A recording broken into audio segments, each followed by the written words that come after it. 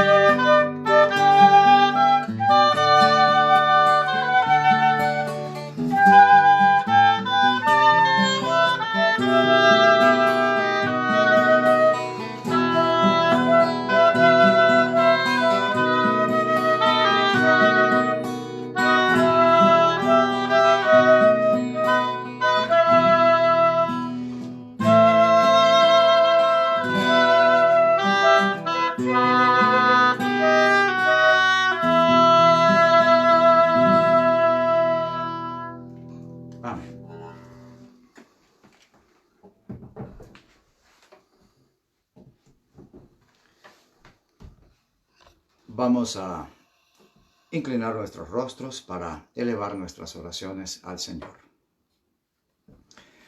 Eterno Dios de los cielos, te damos gracias por el privilegio que nos concedes de, a través de este medio, unirnos por la fe y bajo la misma esperanza en el estudio y análisis de tu palabra. Bendice a cada uno de los que en este momento se conectan para recibir tu verdad, tu luz, y llénanos de tu Espíritu Santo de modo que esa revelación sea guardada profundamente en nuestras mentes y en nuestros corazones. Bendícenos pues y dirígenos con tu gracia salvadora en este estudio. Te lo rogamos en el nombre santo de Cristo Jesús. Amén.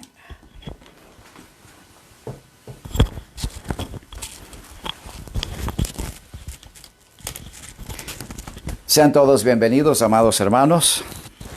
Nos sentimos una vez más felices, gozosos de poder juntos continuar este viaje en el recorrido por las páginas de la epístola a los romanos. Hoy entramos en un nuevo capítulo, el capítulo 9, donde Pablo aborda otro tema.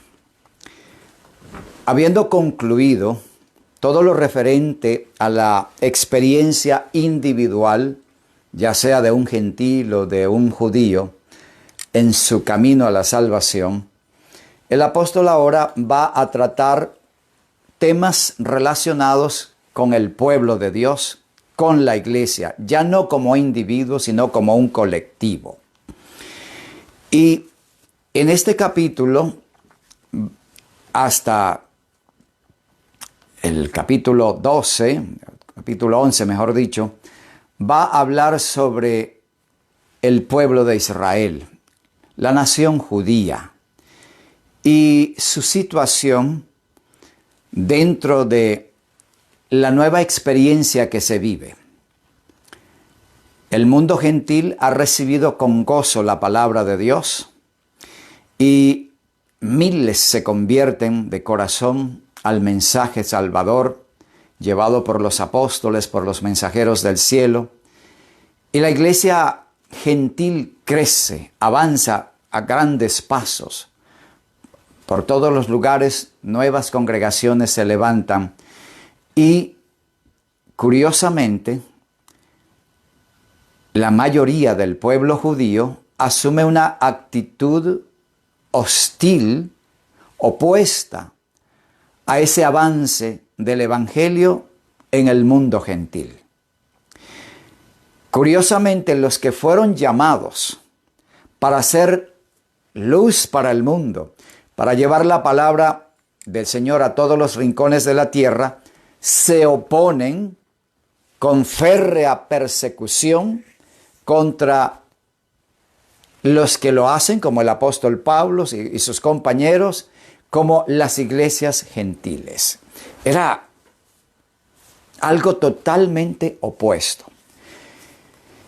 Y el apóstol va a analizar la situación de el pueblo judío dentro de ese esquema. Repito, en los siguientes capítulos Pablo se va a ocupar de este tema. El nuevo rol, la nueva posición que ante el universo, ante el cielo y en la tierra ocupan los que una vez fueran un pueblo selecto, escogido. El apóstol empieza, vamos a leer con el versículo 1, dice: verdad digo en Cristo, no miento, y mi conciencia me da testimonio en el Espíritu Santo. El apóstol con estas palabras señala: lo que voy a señalar es algo que lo siento realmente. Y no estoy siendo hipócrita, soy veraz. Lo que voy a señalar es algo que realmente está en mí y es mi preocupación. Lo siento de veras. Veamos de qué se trata. Que tengo gran tristeza y continuo dolor en mi corazón. Ok, a esto se refiere cuando él dice, verdad digo y no miento. Hay un sentimiento de dolor en mi corazón. ¿Y cuál es la causa? El versículo 3 dice, porque deseara yo mismo ser anatema, separado de Cristo, por amor a mis hermanos, los que son mis parientes según la carne. Aquí está la razón de su tristeza, de sus sentimientos, de su desconsolación debido a sus congéneres judíos, es decir, sus compatriotas que como él eran descendientes de Abraham según la carne. La palabra anatema que aquí se menciona, Pablo dice, deseara yo mismo ser anatema. Es una expresión con el mismo sentido con que Moisés se dirigió a Dios pidiéndole que lo rayese, lo borrase de su libro. Si has de desechar al pueblo, bórrame ahora de tu libro. Y Dios le dijo, al que hubiere pecado contra mí, a ese borraré de mi libro. Dios es un Dios justo, perfecto. Y en este caso, Pablo usa una expresión con un significado idéntico. Yo quisiera ser objeto de maldición, porque la palabra anatema significa eso, objeto de maldición. Ustedes recuerdan cuando Josué y los israelitas conquistaron aquella ciudad, Jericó. Dios dio instrucciones que no tocasen ninguna de las cosas que había en la ciudad. Todas las cosas de valor, refiriéndose al oro, la plata, iban a ser dedicadas al templo. Nada podían tocar para ellos. Era anatema. Anatema significa objeto apartado, separado, y el que lo tome recibe maldición. Por eso es objeto de maldición o bajo maldición. Pero no bajo maldición porque el objeto esté maldito, sino el que viola esa regla, ese principio, queda bajo maldición. Bien, quisiera yo mismo ser un anatema, dice el apóstol. Quisiera convertirme en un objeto de maldición por amor de mi pueblo. Si el convertirme en eso salvase a mi pueblo, yo estaría dispuesto a hacerlo. De allí las palabras iniciales. Esto digo con verdad, no miento. Quisiera que mi pueblo se convirtiera, que mi pueblo llegase a ser ese pueblo para cumplir el propósito con el cual Dios los estableció como tales. Si la situación fuese posible, que ellos se salvasen, convirtiéndose en instrumentos de vida, luz para el mundo, y que yo me perdiera, estoy dispuesto. Ese es el sentir de los líderes que aman a su pueblo. Los verdaderos líderes están dispuestos a dar su vida. Moisés estaba dispuesto, ráeme, Señor, de tu libro, a dar su vida por el pueblo. Porque el verdadero líder, el que se preocupa por su pueblo, no se mira a sí mismo, él mira al pueblo. Por eso Jesús hace la diferencia entre el buen pastor y el ladrón. El pastor asalariado, el que vive solo por el interés temporal, monetario, económico, no tiene interés por las ovejas. Y él solo se preocupa de cumplir lo que debe cumplir. Y Jesús dijo, cuando ve al lobo, huye y deja las ovejas en manos del lobo. El verdadero pastor enfrenta al peligro y pone su vida en riesgo para defender a sus ovejas. Ese era Pablo. Y eso debe ser cada ministro consagrado, cada verdadero pastor que ama a sus ovejas.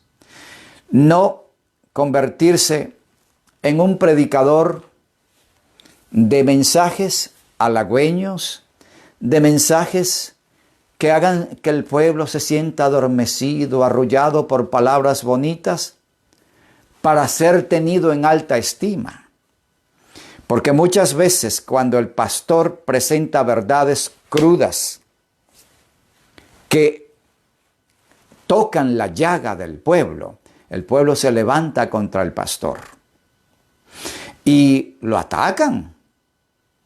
No nos gusta ese pastor, no queremos ese pastor porque presenta esos temas. Pero el verdadero pastor que ama la causa de Dios sabe que el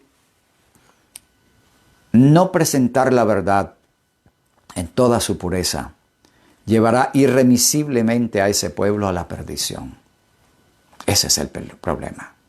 Pero el que ama, aunque el mensaje toque la llaga y haga sentir dolor, pero al remover la podredumbre de la llaga, esa llaga puede curarse y puede levantarse el pueblo sano ahora sí.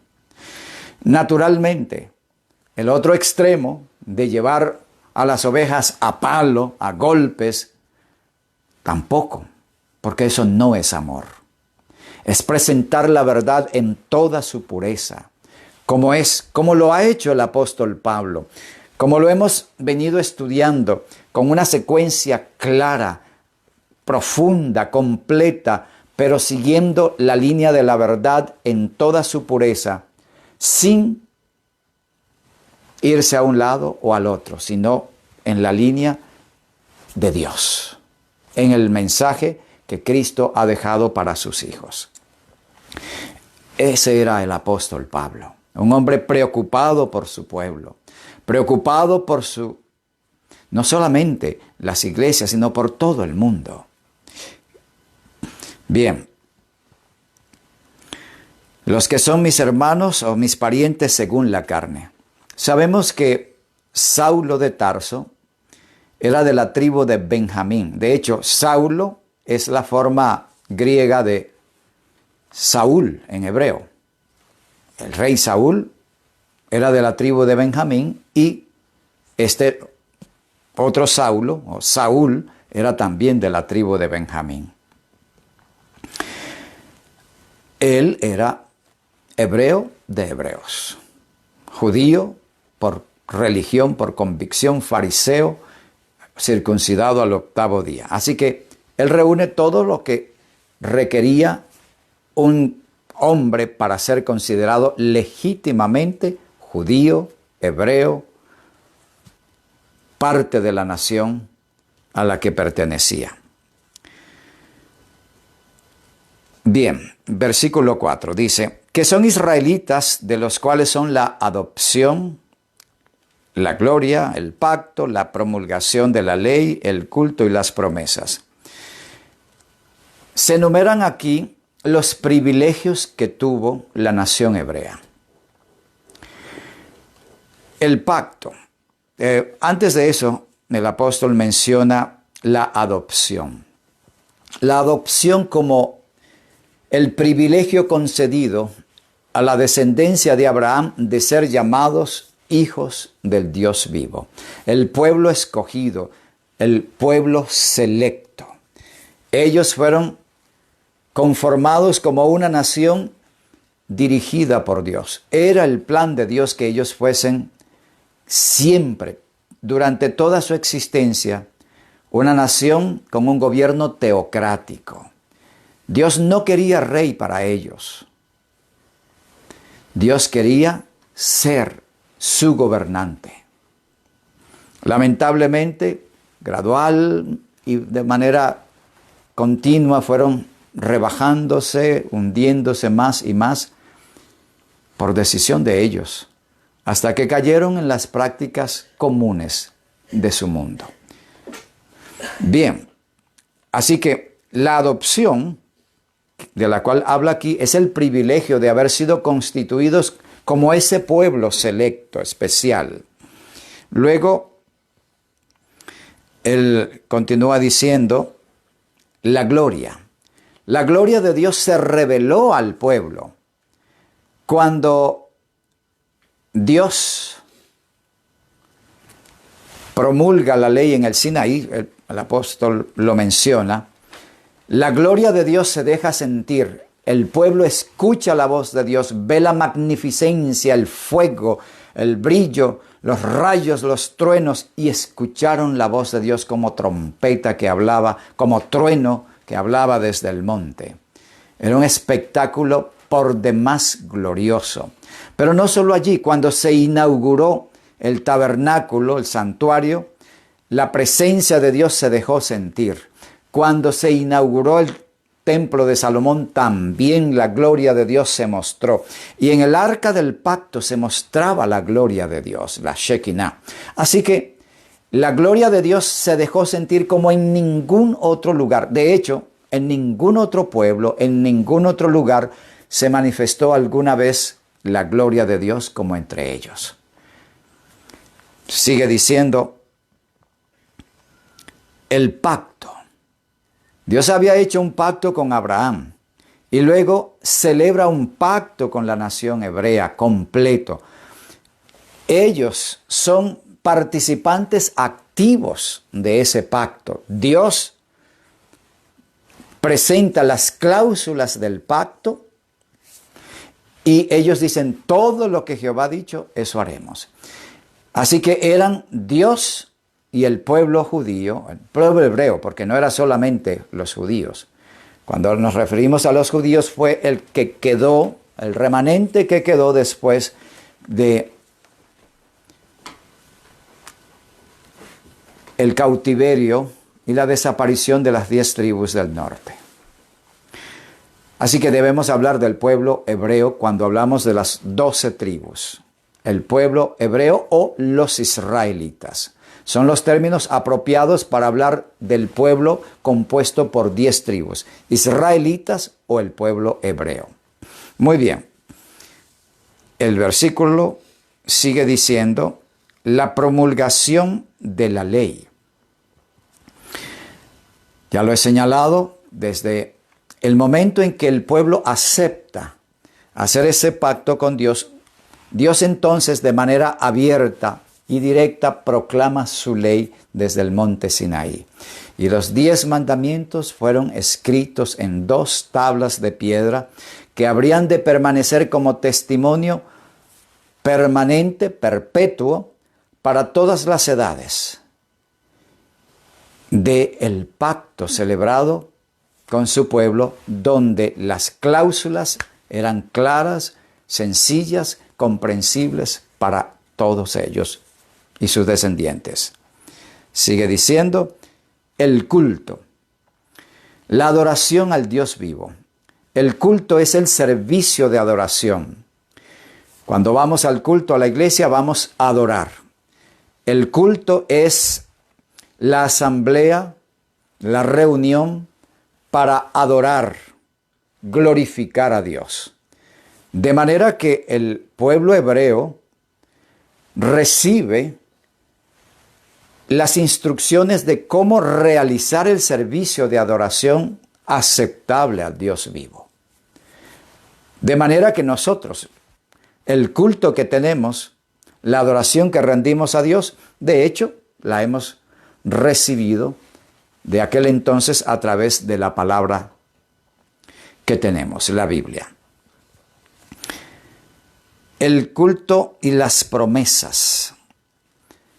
Dios, en el libro de Deuteronomio, hace una serie de promesas condicionales. De manera que el pueblo de Israel recibe todo este conjunto de privilegios únicos.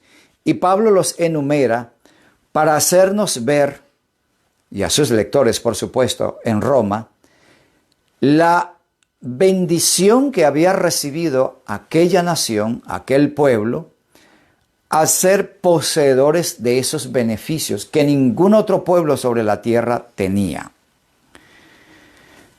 5. De quienes son los patriarcas y de los cuales según la carne vino Cristo, el cual es Dios sobre todas las cosas, bendito por los siglos. Amén.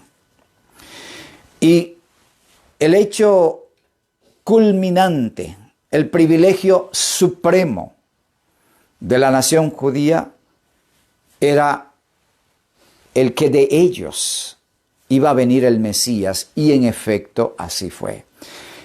Entre su pueblo nació el Mesías, el Redentor del mundo, no solamente de hebreos, sino el Salvador de todo el planeta.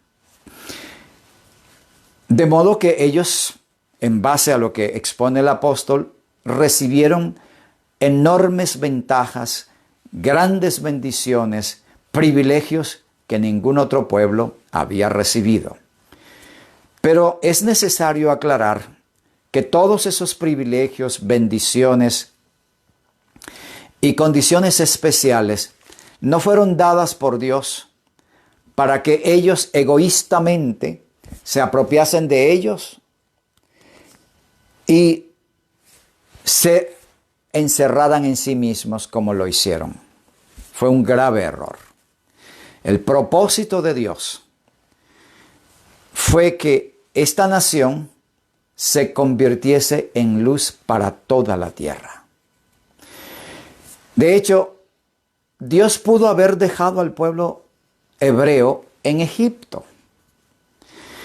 El pueblo egipcio tiene el privilegio material de poseer la mayor parte de su tierra irrigada por las aguas del Nilo.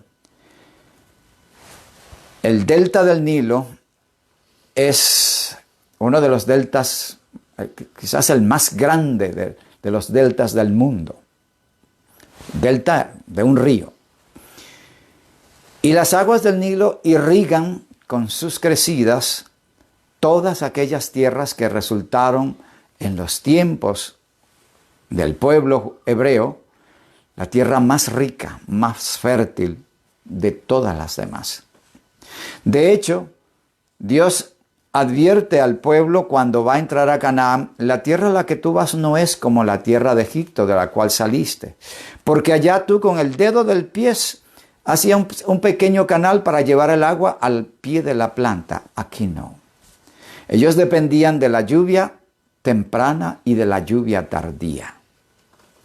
Así que, en comparación, Egipto era una tierra mucho más fértil, más beneficiosa, y Dios pudo haber dejado a Israel allí. ¿Por qué los colocó en Canaán? Porque Canaán era puente obligatorio en aquel entonces para el cruce de todas las caravanas que pudiesen ir entre los 3 continentes: África al sur, Asia al este y Europa al oeste. O sea, noreste y noroeste, y al sur, África. El intercambio comercial se realizaba por caravanas, y cada caravana que pasaba, con cantidad de personas, cientos de hombres, necesariamente tenían que detenerse en Canaán para aprovisionarse, descansar, en fin. Y era la oportunidad para que todos estos pueblos se familiarizaran con el Dios vivo y llevaran la palabra de Dios a su vez a aquellos distantes lugares hacia donde se dirigían. Era un plan perfecto. De modo que todos estos privilegios, todas estas bendiciones, iban a ser instrumentos para que se cumpliese el propósito de Dios. No fue por casualidad ni por capricho que Dios despojó a aquellas 7 tribus de sus tierras ancestrales para dar lugar a este nuevo pueblo. Dios tenía un plan perfectamente organizado. Pero lamentablemente el pueblo no cumplió. De hecho, Dios quería que Israel fuese vegetariano. Los alimentó por 40 años con maná, otro privilegio que nadie más ha tenido. Pan del cielo comió el hombre. Increíble. Para que ellos dejaran el hábito de la carne y se acostumbraran a una vida sin carne. Lloraron por la carne, clamaron por la carne, y entonces Dios tuvo que darle las regulaciones de Levíticos 11 y Deuteronomio 14 acerca de las carnes limpias, las carnes inmundas, de lo malo, lo menos malo. Pero igual, no cumplieron el propósito de Dios. Primer error. Antes de entrar a Canaán, ya habían fracasado en uno de los principios que los habría de convertir en lo que Dios deseaba que fuesen: luz para el mundo. El otro error: ellos decidieron conquistar Canaán por sus propias fuerzas. Dios se proponía sacar a aquellas tribus con avispas, no matando gente. Pero cuando ellos se sintieron armados, se sintieron poderosos, ahora sí vamos a echar esas tribus. Y así lo hicieron. Y aprendieron a matar, aprendieron a ver la sangre humana como sin sentido y a considerar la vida de poco valor. Grave error. Hermanos, hay muchísimas cosas que el pueblo, aún desde sus mismos orígenes, fallaron. Y el plan perfecto de Dios no se llevó a cabo debido a una nación endurecida, una nación terca, dura de cerviz, que ahora sí, por los privilegios recibidos, se sienten orgullosos. Somos siervos de Dios, los hijos del Dios vivo, el pueblo escogido. Pero la parte que ellos debían cumplir como pueblo escogido, eso no me interesa. Terrible.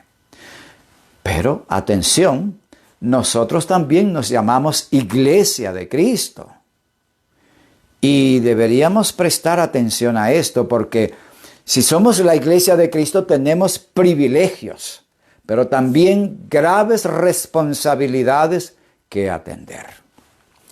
Bien, el apóstol continúa esto y quiero detenerme un tanto aquí. de los cuales según la carne vino Cristo, el cual es Dios sobre todas las cosas, bendito por los siglos. Amén. Cristo es Dios sobre todas las cosas. Todos conocemos que hay quienes enseñan que Cristo no es Dios. Sí, lamentablemente hay organizaciones religiosas quienes afirman que Cristo es una criatura, un ser formado, creado, concebido, o como quiera que sea, pero que recibe vida de parte del Padre, que no tiene vida propia y en consecuencia se le puede llamar Dios porque es el primer ser creado. Entonces tenemos a un Dios creado, pero es un Dios de segunda clase porque es creado, o es formado o es engendrado. Cualquier forma, es un Dios de segunda categoría. Eso sería Jesús. Pero cuando notamos aquí lo que el apóstol dice, esto es categórico. El cual Cristo es Dios sobre todas las cosas. Y esta afirmación tan segura, tan firme, debe hacernos sentir la certeza: Cristo realmente es Dios. Y no solo eso. Cuando Jesús dijo: yo soy el camino, la verdad y la vida, Él está con esas palabras declarando enfáticamente que Él es vida. Y si Él es vida, entonces Él no es creado. Porque cuando Él hace esa referencia, está diciéndonos que Él tiene vida propia.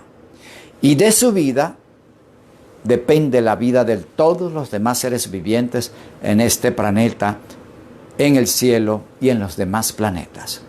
Porque, de acuerdo a Colosenses 1:16, todo lo que existe en el universo, potestades, ángeles, todo lo que existe en el universo ha recibido vida de Cristo. De modo que Cristo tiene vida propia. Por eso cuando le dice a María: el que cree en mí, aunque esté muerto, vivirá, es porque Él tiene vida que puede transmitir, puede dar a otros. Si Cristo fuese criatura, Él tiene una vida derivada de la vida de Dios, por lo tanto no tiene vida propia, y su afirmación de ser la vida sería totalmente falsa. La afirmación de que Él es la vida, yo soy la resurrección y la vida, yo soy el camino, la verdad y la vida, esas afirmaciones afianzan el hecho concreto de que Cristo posee vida propia, que no es derivada ni proviene de otra vida. Él es la vida en sí mismo. Bien, siendo así, entonces Cristo definitivamente es Dios. Y como tal podemos adorarlo con todo derecho. Cuando aquel ángel, se narra en Apocalipsis capítulo 19, recibe la adoración de Juan, vamos a leerlo. Apocalipsis capítulo 19.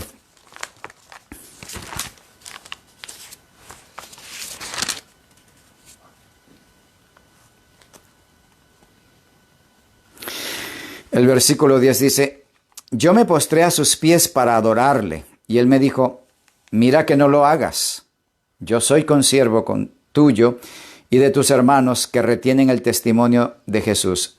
Adora a Dios, porque el testimonio de Jesús es el espíritu de profecía. Un ángel excelso estaba allí delante de Juan. Tal era su gloria, su grandeza, que Juan se sintió movido a postrarse para adorarlo como ser de gran poder, gloria. No, mira, ten cuidado, no lo hagas. Yo soy consiervo tuyo. Pero cuando Tomás, que no había visto a Jesús,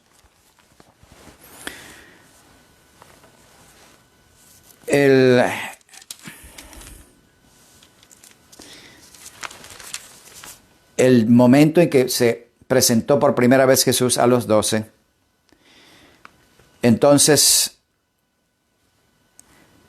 adora a Jesús y Jesús acepta la adoración. Vamos a verlo en el libro de Juan, capítulo 19. Leamos el versículo 26 en adelante. Dice: 8 días después estaban otra vez sus discípulos dentro, y con ellos Tomás. Luego Jesús, estando las puertas cerradas, se puso en medio y les dijo: paz a vosotros. Luego dijo a Tomás: pon aquí tu dedo y mira mis manos, y acerca tu mano y métela en mi costado, y no seas incrédulo, sino creyente. Entonces Tomás respondió y le dijo: Señor mío y Dios mío. Jesús le dijo: porque me has visto, Tomás, creíste. Bienaventurados los que no vieron y creyeron. Jesús acepta la adoración de Tomás. Señor mío y Dios mío. Notemos ese reconocimiento de Tomás. Dios mío.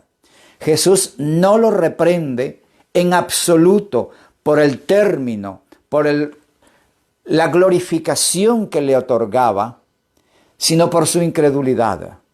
Porque me has visto, has creído, Tomás.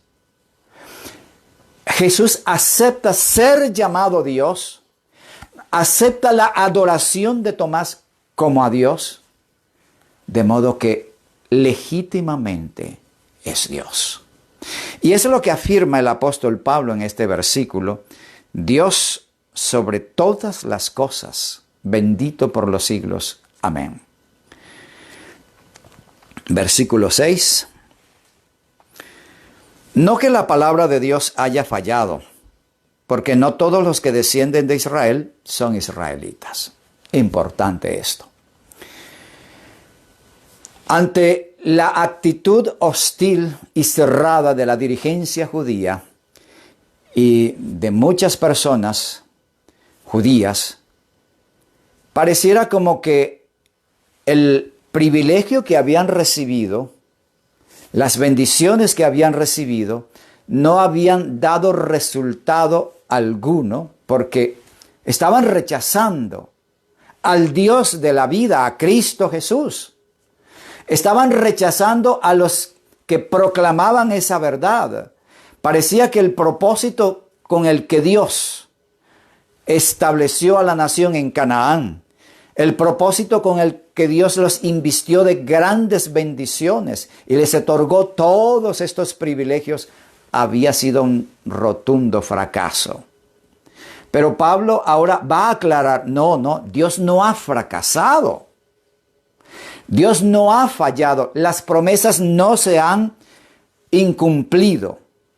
Y es lo que él va a abordar de allí en adelante para mostrar cómo la palabra de Dios sí se ha cumplido y el propósito de Dios finalmente llegó a su cumplimiento. No en todos, pero sí en suficientes hombres y mujeres para que se diese cumplimiento completo a esa promesa. No que la palabra de Dios haya fallado. No ha fallado. Dios colocó al pueblo de Israel en Canaán con un plan, con sus altos y sus bajos. Más o menos hubo tiempo en que la nación hebrea alcanzó el esplendor máximo de su gloria, especialmente en los reinos de David y Salomón. Y vino gente de África y de muchos lugares y conocieron la verdad. Es asombroso que en Etiopía había una comunidad judía muy poderosa y en otros países ya se habían establecido de etíopes judíos, o sea, de religión judía. Y los etíopes hoy dicen, nosotros tenemos el arca del pacto aquí con nosotros. Naturalmente no es cierto, pero ellos deben tener alguna copia o algo parecido. El caso es que el mensaje llegó a África. No se cumplió a la perfección hasta que vino entonces el mensaje de Cristo. La palabra de Dios no falla, hermanos.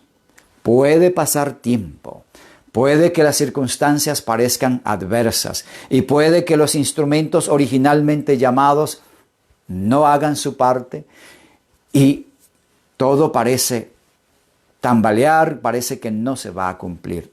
No, la palabra de Dios se cumple.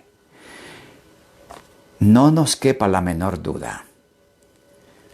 Cuando Jesús entraba a Jerusalén triunfalmente, los líderes, cuando oían a la gente decir y cantar, Hosana al Hijo de David, Hosana al que viene el nombre del Señor, no oyen lo que dice esta gente, mándalos a callar. Si ellos callan, las piedras hablarán. Si tú callas, otro hablará en tu lugar. Si tú desprecias la corona que se te ofrece hoy, otro tomará tu lugar. Si tú no cumples tu parte en la misión que Dios nos ha encomendado, otro vendrá a tomar tu lugar. La advertencia del Señor es: retén lo que tienes para que ninguno tome tu corona. Es una advertencia que se nos da y debemos prestar atención. La palabra de Dios no falla. El hombre puede fallar. El hombre puede incumplir su parte, pero la palabra de Dios se cumplirá. Y Dios dijo que la verdad, la luz, iba a llegar a toda la tierra y va a llegar a toda la tierra, hermanos. Quizás se necesitaba esta pestilencia para que este mensaje que estamos escuchando ahora llegue a miles de personas. Increíble. Y me asombro, cada noche veo, hay miles de personas que están escuchando este mensaje. La gloria sea para Dios. Dios hace que su palabra se cumpla.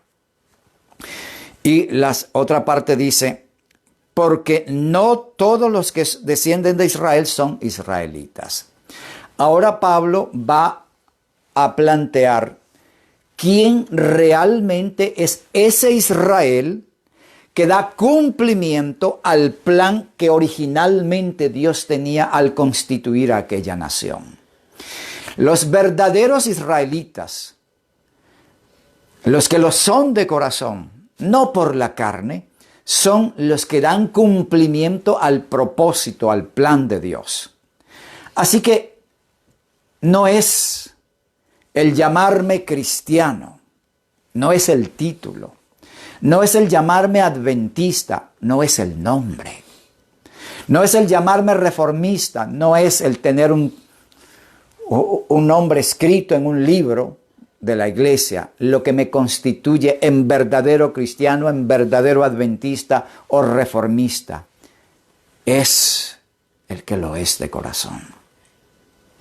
El verdadero israelita no es el que nació según la carne, no es el descendiente físico de Abraham. De hecho, hoy día tenemos la nación que se llama Israel. A partir de 1948 se establece el moderno Estado de Israel y hay ya millones de judíos o israelitas en el mundo, allí en la nación y esparcidos por todo el mundo. Aquí en Estados Unidos tenemos grandes colonias de judíos, especialmente en el estado de Nueva York, en la ciudad de Nueva York misma, una poderosa colonia de judíos con sus sinagogas y sus rabinos y todo esto. Pero el hecho de haber venido en esa genealogía física de Abraham no significa que sea un verdadero israelita. Y quiero cerrar hoy aquí porque con esto vamos a dar entrada a analizar algo sumamente importante. El verdadero israelita, el verdadero cristiano, el verdadero instrumento de Dios. No es la raza, hermanos. No es la posición social. No es la educación. No es la cultura. Es Dios el que obra en el hombre para utilizarlo como instrumento cuando permitimos que Él nos use. La gloria es de Dios, la grandeza es de Dios, no de una raza, no de una cultura, no de una religión. La gloria es de Dios y es su gloria la que se ha de manifestar al mundo. Que el Señor nos bendiga para ser esos instrumentos de su gloria. Amén. Inclinamos nuestros rostros para orar a nuestro Dios. Querido Padre que estás en los cielos, te damos gracias porque hoy hemos entrado a otra fase de la explicación del apóstol Pablo sobre el plan de salvación y el rol del pueblo, de la nación y de la iglesia dentro de ese plan. Te rogamos, Señor, que nos dé sabiduría para seguir adelante en el conocimiento de tu palabra y en la vivencia de estas verdades.